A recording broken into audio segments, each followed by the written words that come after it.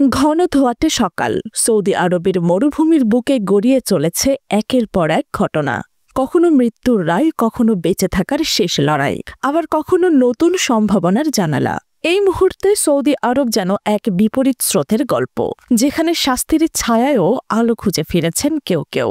Saudi আরবের মাদক ও সন্ত্রাসী কর্মকাণ্ডের অভিযোগে মাত্র ৩ দিনের ব্যবধানে ১৭ জনের দণ্ড কার্যকর হয়েছে। সৌদি প্রেস এজেন্সির বরাতে এএফপি জানিয়েছে, এর মধ্যে ২ জন সৌদি নাগরিক সন্ত্রাসী কার্যক্রমে জড়িয়ে থাকার অভিযোগে ফাঁসির দণ্ড পান।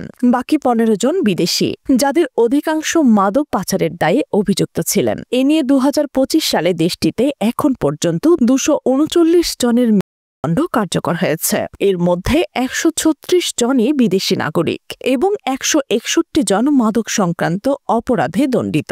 মানবাধিকার সংস্থাগুলো সৌদি আরবের এই কঠোর অবস্থান নিয়ে উদ্বেগ প্রকাশ করেছেন। অন্যদিকে সৌদি আরবে দালানের প্রতারণায় ময়মনসিংহের মোস্তফা মিয়া সঙ্গে পাঞ্জা লড়ছেন। আইসিইউতে টানা ২০ দিন অবচেতন অবস্থায় রয়েছেন তিনি। জানা গেছে ৬ লাখ টাকা খরচ করে সৌর বিদ্যুৎ প্রকল্পের কাজের প্রতিশ্রুতি নিয়ে ৩ এপ্রিল সৌদি যান মোস্তফা। বাস্তবে কোনো কাজ না পেলে অনাহার ও চিকিৎসার অভাবে অসুস্থ হয়ে পড়েন। বর্তমানে রিয়াদের কিং ফাহাদ মেডিকেল কলেজ হাসপাতালে চিকিৎসাধীন রয়েছেন। দালাল লাল মিয়া ও এখলাস এখন বর্তমানে সৌদিতে পলাতক রয়েছেন। সৌদি আরবের বিমানবন্দরে শুরু হয়েছে আধুনিকতার নতুন যুগ। হযরত শাহজালাল আন্তর্জাতিক বিমানবন্দরের নতুন টার্মিনাল 3-তে বিমানের Boeing 787 dream liner busy ৩৫৬ flight পরীক্ষামূলকভাবে অবতরণ করেছে। এই পরীক্ষামূলক কার্যক্রমে টার্মিনালের বিদ্যুৎ, শীতাতপ নিয়ন্ত্রণ ও পানি সরবরাহ ব্যবস্থা পরীক্ষা করা হয়েছে।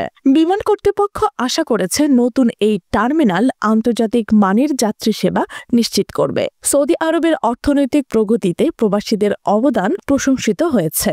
আন্তর্জাতিক মুদ্রা তহবিল IMF এর সাম্প্রতিক প্রতিবেদনে IMF জানায় ২০২৪ সালের সৌদির অবৈতনিক খাত ৪.৫% প্রবৃদ্ধি অর্জন করেছে। নির্মাণ, স্বাস্থ্যসেবা ও পর্যটন খাতে প্রবাসীদের অবদান। বিশেষজ্ঞরা বলছেন, ভবিষ্যতে প্রযুক্তি নির্ভর খাতেও প্রবাসীদের ভূমিকা গুরুত্বপূর্ণ হবে। প্রবাসীদের আর্থিক সেবায় সৌদি ব্যাংকগুলোতে যুক্ত হয়েছে আধুনিক প্রযুক্তি ও নিরাপত্তা ব্যবস্থা। বায়োমেট্রিক যাচাইকরণ ও ফেস রিকগনিশনের মাধ্যমে এখন আর্থিক লেনদেন আরও সহজ, নিরাপদ ও স্বচ্ছ হয়েছে। এছাড়া ভিন্ন ভাষাভাষী প্রবাসীদের সহায়তায় চালু হয়েছে বিশেষ গ্রাহক সেবা ইউনিট। নতুন ব্যবস্থার ফলে প্রবাসীরা সহজেই ব্যাংক অ্যাকাউন্ট খুলতে, বেতন তুলতে ও আন্তর্জাতিক রেমিটেন্স পাঠাতে পারছেন। প্রবাস পয়েন্টের এই আয়োজন শেষ করছি এখানে। প্রবাস সংক্রান্ত সর্বশেষ খবর পেতে চোখ রাখুন আমাদের সোশ্যাল মিডিয়া চ্যানেলগুলোতে।